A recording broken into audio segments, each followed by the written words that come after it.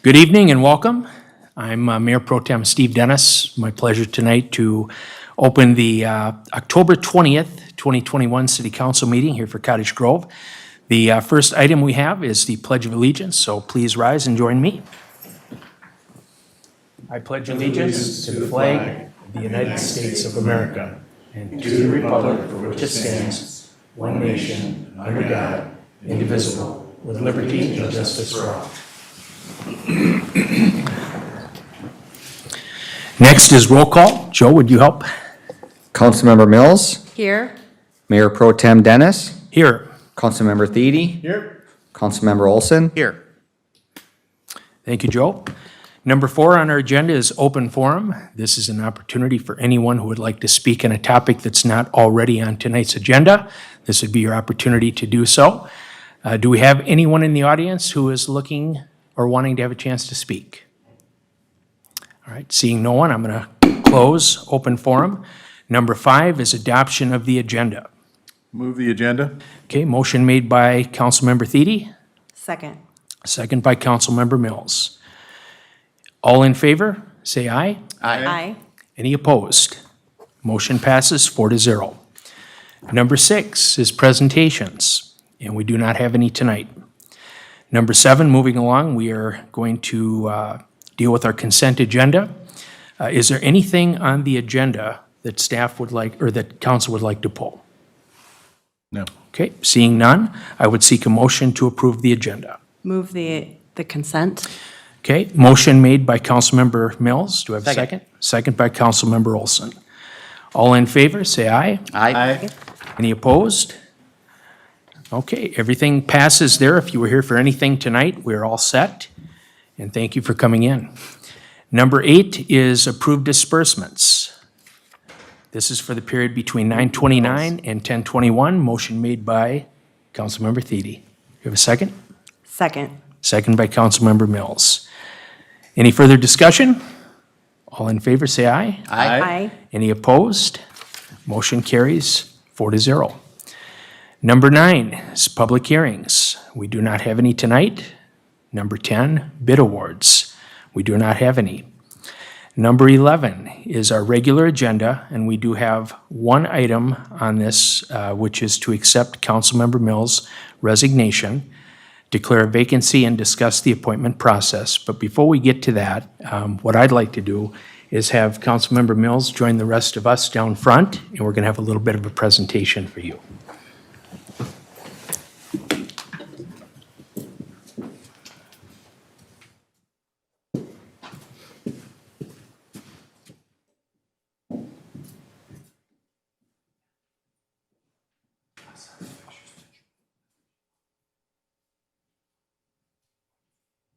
You guys want to balance on the other side? Sure. Fantastic. All right, so this is a bittersweet night for all of us here.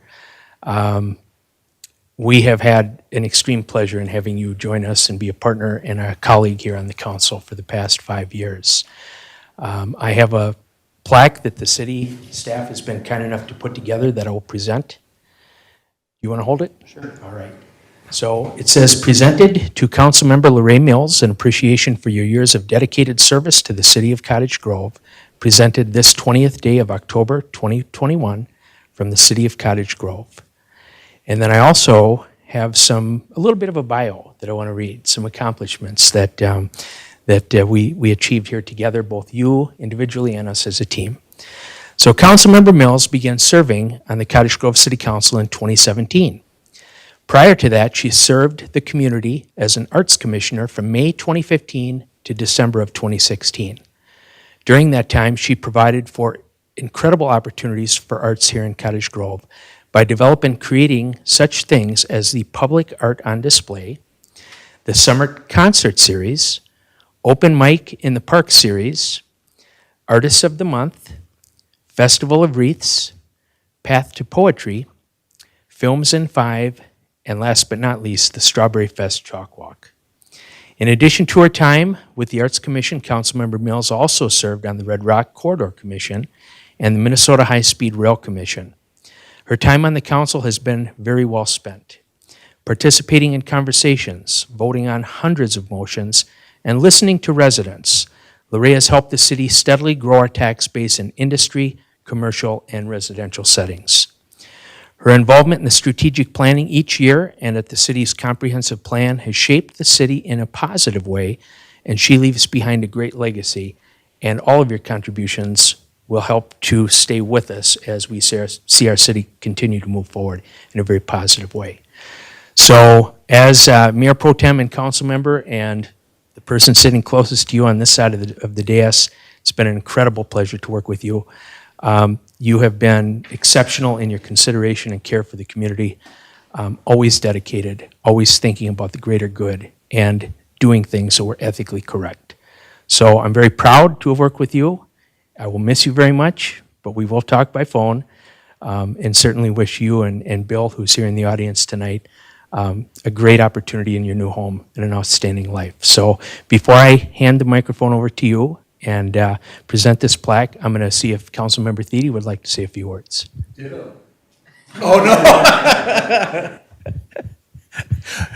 Of course, we've loved having you up on the council with us, and you've done a great job.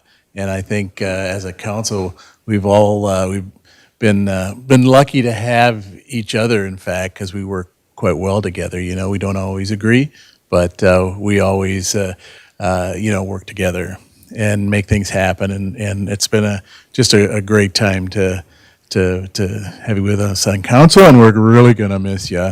We'll have to come over there and party, right? Well, what would you? Yeah, I take requests. Happy trails to you. Very nice, Dave. And I'll trade you. Councilmember Olson. Thank you. Lorraine, I'm very grateful to have had the opportunity to work with you on a couple of different levels as a council member.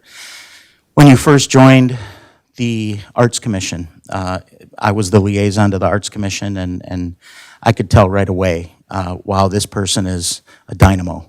A lot of great ideas, a lot of energy, a lot of enthusiasm. Your life was very, very busy at that time, and you were actually hesitant to join the Arts Commission because it was just one more thing, but you could tell it was a passion that you could not turn off, and so you had to be there. And then as you worked through that and we got towards that 2016 timeframe, Jen Peterson and I both decided to step away from the council. And, as I was thinking about, gosh, who's somebody I would really like to support to step into a council role if they're interested, your name was at the very top of the list. And I was proud to have your sign in my yard, and I was proud to have your sign in my yard here just this last election as well. What's neat, though, is I never got a chance to work with you as a council member until the special election that I won in 2019, and then again working with you on the campaign trail in 2020. And there's a few things that stand out to me about the way in which you approach the role of council member, and I'd like to share those. Number one, you always impress me with the fact that you understand very deeply that our position is a nonpartisan position. And what that means is we work with everybody for the betterment of the community. We do not let partisan politics shade our judgment or get in the way of the decisions that we make. And you embody that. You do a very good job of remaining impartial, remaining very reasonable and rational.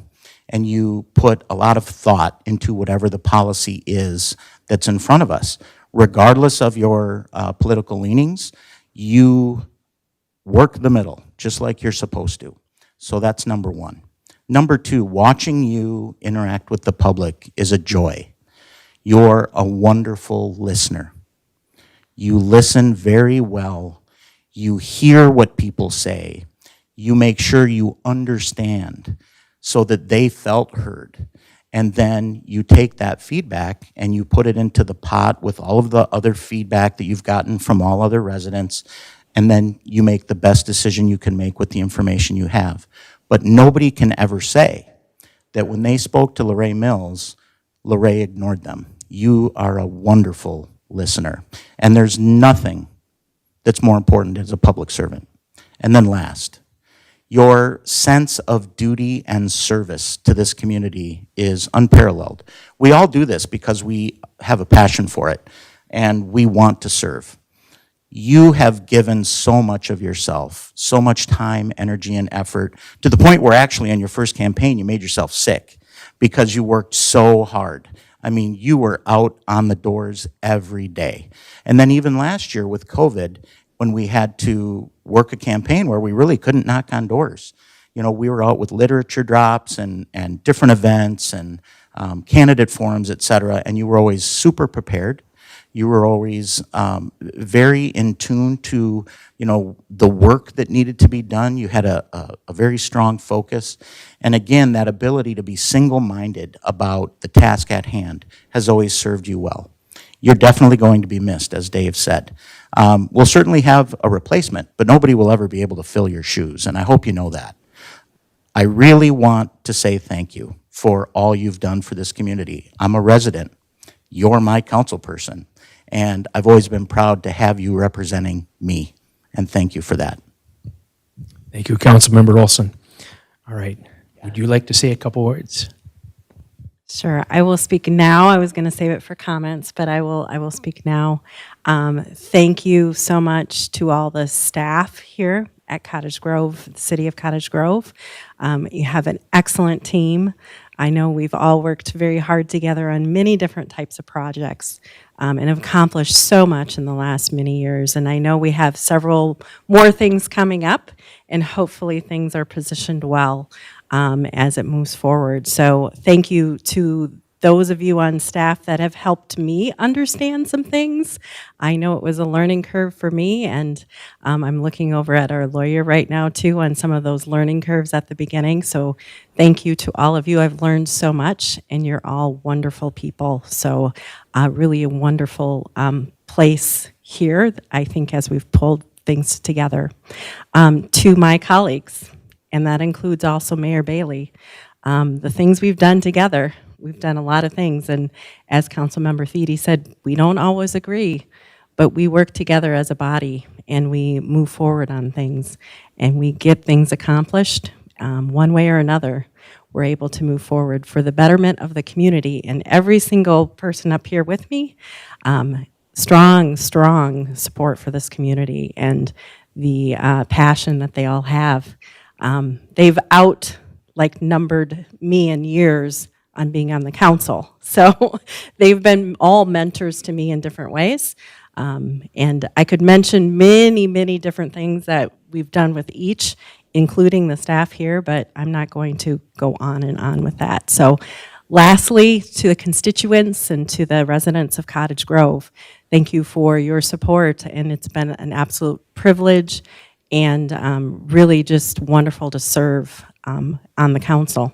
I've learned so much, and this is a great community, and there's so many good things coming as we grow, and you're under really good you're in good hands with this council.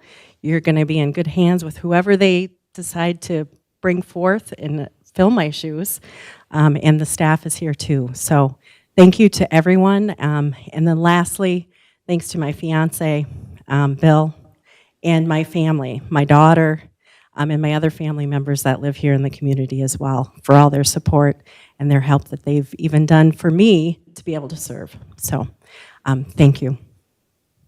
All right. Well, thank you, Lorraine. Well, here is your plaque, and I present this to you. And let's take a moment to give Lorraine a round of applause.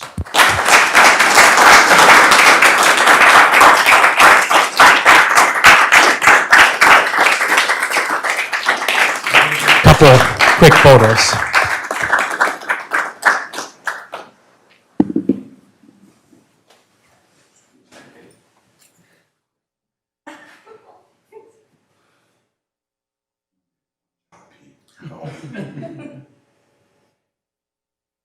Needed a wide angle on that. I'm not saying anything.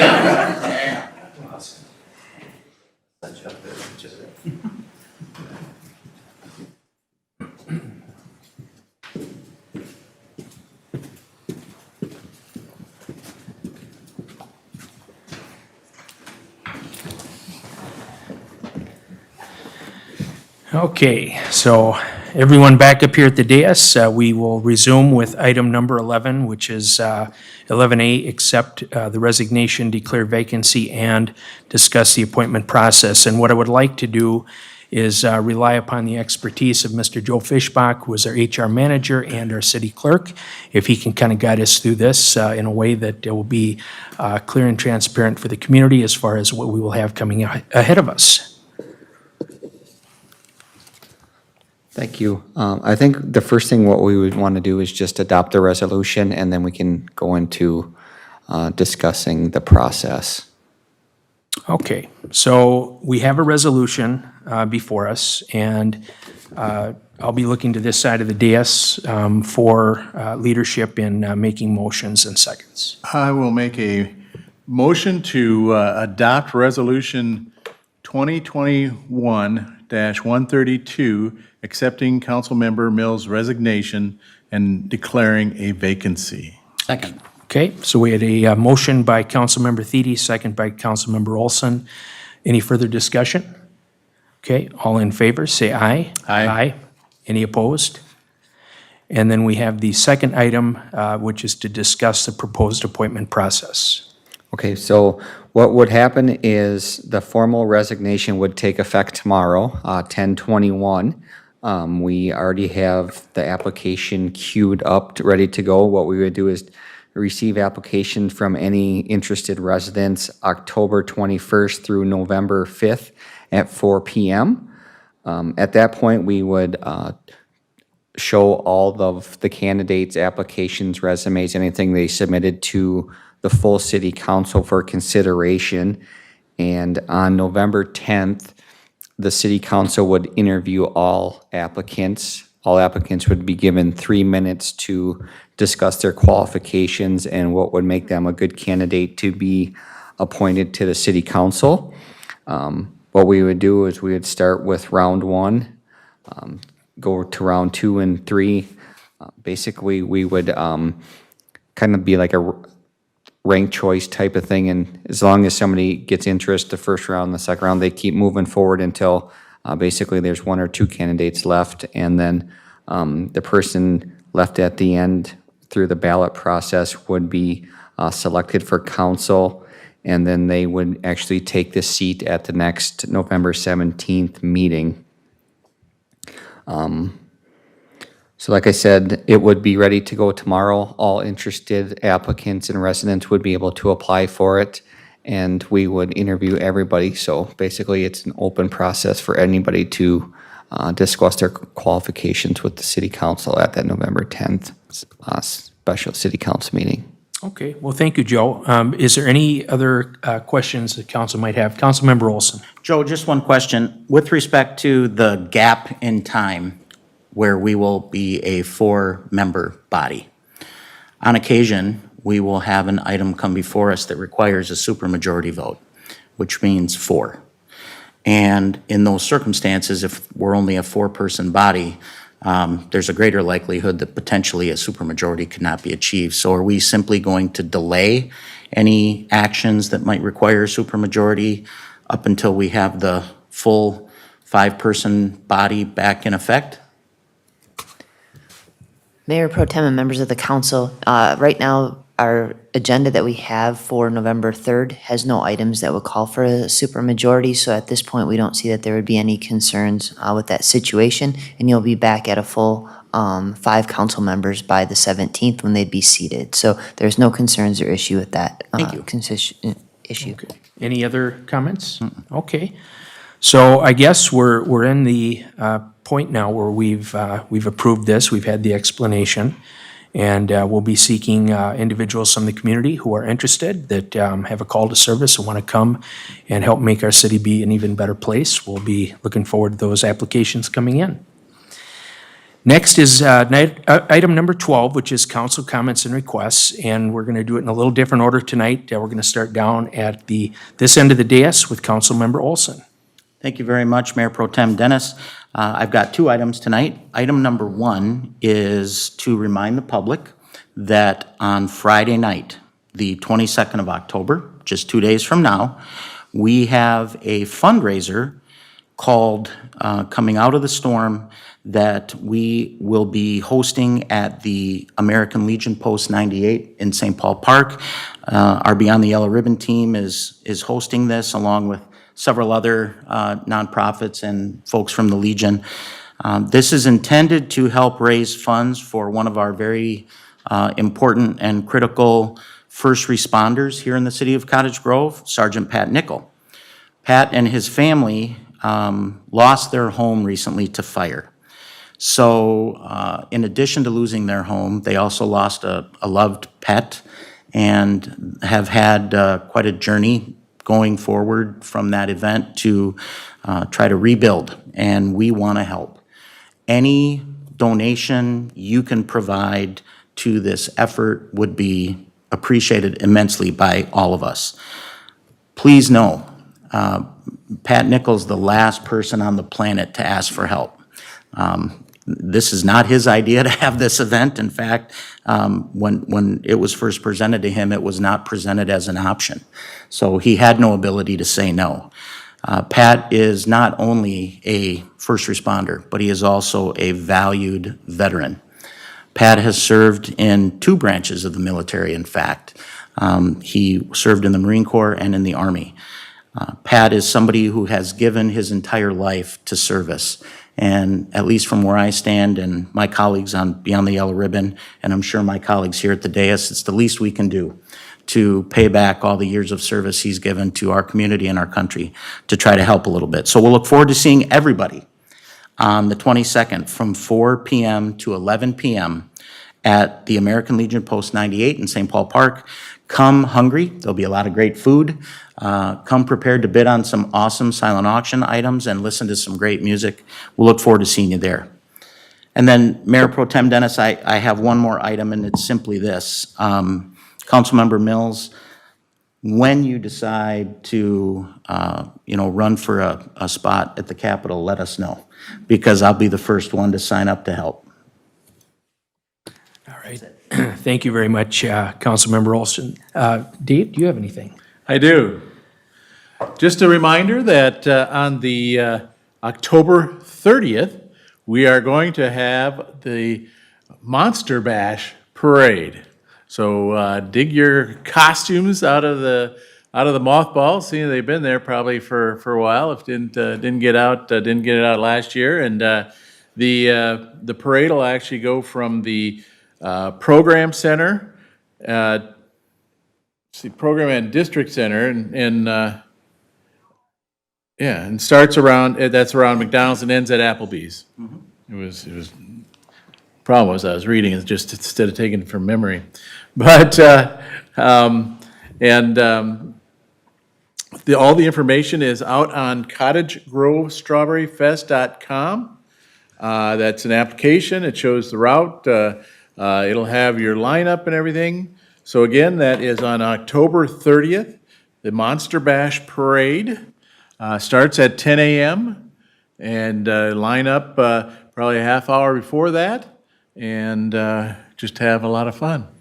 So that make sure you get out there. Also, I would just say, Councilmember Mills, that we are definitely going to miss you, and so you'll have to come back and visit us. All right. Thank you, Councilmember Thiede. Councilmember Mills, one last time. Thank you, Mayor Pro Tem Dennis. I appreciate that, and I appreciate the kind words that have been shared tonight. And there might be somebody up here who maybe has higher aspirations for myself than maybe I do, but thank you for those kind words. Certainly would.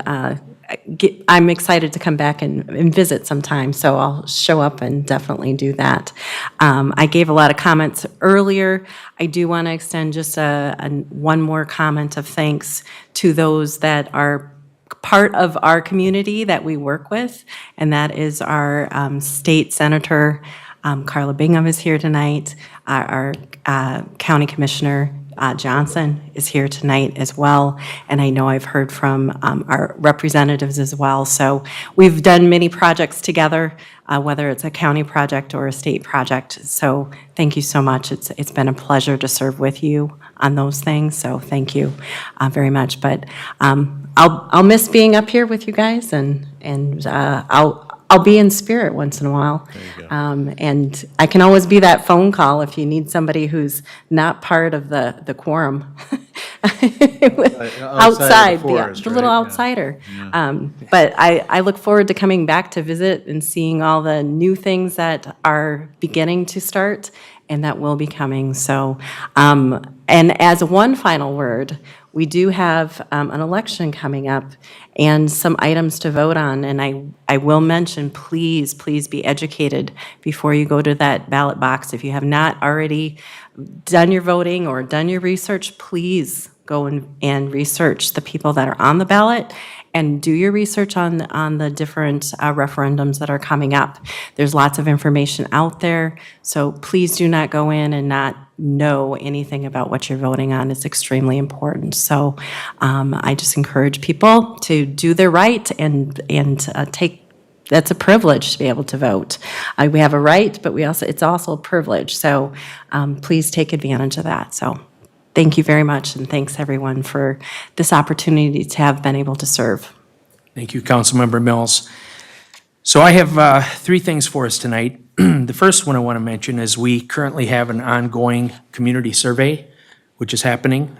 These have been mailed out to homes. We've also structured an opportunity where surveys can be completed online by November 15th, and it covers a wide array of different topics that we are looking to hear from the people that we serve. This is really important, folks. Please take a few seconds of your time to let us know how you feel the city is doing and what we can do here to make things be better. We are council members. We're also representatives of the people of the community, and we want to work on your behalf. So when you get us this information, that really helps us and our staff team to be able to effectively work to make our community be as good as it possibly can. The second item that I have for us is that at the completion of the last council meeting, we went into a closed-door session to have a performance appraisal for Jennifer Levitt, our city administrator. And so as we are required to do by law, we want to let the community know that we had that performance appraisal and that based on the information from the entire council, it was a great evaluation, and we thank Jennifer for her ongoing service and commitment and diligence and really being a great leader here for our staff team and being the conduit from the council to the staff, which is what we appreciate. So that worked out very well. That evaluation was back on the 6th of October. And then the last piece that I have that I want to talk about, and I'm going to piggyback off of Councilmember Mills' statement relative to the election, which is going to be on November 2nd. And so in addition to school board members, we also have a referendum here in the city of Cottage Grove for an opportunity for people to vote on a community center. So one of the things that we have done, and we've worked diligently here together with our staff team and at the advice of our attorney to make sure that we did the very best we could in putting information out for people. And as Councilmember Mills says, it's an important thing to vote and to cast a good vote. And one of the responsibilities that I feel we have is to take some time to make what I call an informed vote, which is where you do a little bit of due diligence. So tonight, I want to do, just kind of put my final piece on this. I have not said a lot about this publicly because we were quite frankly given direction not to advocate for or against, but rather to be here to share information with people. So as I did at the very beginning of time when we discussed this, and this was passed as an opportunity to bring forward as a referendum, I talked about 4 different points of cost factor that the community should know about. The first one is a $39.2 million amount. This is what we would be on referendum for, by definition, to design and build a community center for $39.2 million. Now, there are other pieces of this that people want to know about. One is a financing piece, and that is the money, when we go out to bond on this, we have to pay some interest. So depending upon whether that's a 20 or a 30-year note, depending on how the council feels at the time when, depending on what happens, if it passes or not, we could pay up to $27 million in additional money that would cover the financing piece. So that would go on top of the $39.2 million. Additionally, there's going to be some operations costs that will include everything from staffing to what it takes to heat, to cool, to power the place, to provide opportunities that we have for programs. And then last but not least, there's a maintenance piece to it. And so one thing that's been talked very heavily about is the fact that there's an inflatable dome. That dome in this environment has about a 15-year shelf life. That's what we've been told by the experts. So depending upon the length of time that we have this bonded for, we could replace it potentially once, if not twice, and that would add, at least in today's dollars, probably another 10 million, if not more, to that bill. So these are the things that we want people to think about, the 4 cost factors. Take some time, do some research. If you have questions, reach out to any of us here on the council. I do want to mention Councilmember Olson did a great job on his last council update video where he covered a lot of this information with Zach Doctor, who's our Parks and Rec Director. So we've done our very best to put information out so that people can have an informed viewpoint to cast the vote that is right for themselves and their families. So that's what I have to say on that. So at this point, we would move on to item number 13, which is workshops open to the public. We do not have any. Number 14 is workshops closed to the public. We have none. And finally, number 15, which is adjournment. And Move to adjourn. Councilmember Mills. Motion to adjourn. Do we have a second? Second. Second by Councilmember Thiede. Any further discussion? Okay. All in favor say aye. Aye. Any opposed? Motion carries 4-0. Thank you, everyone. Have a fantastic night.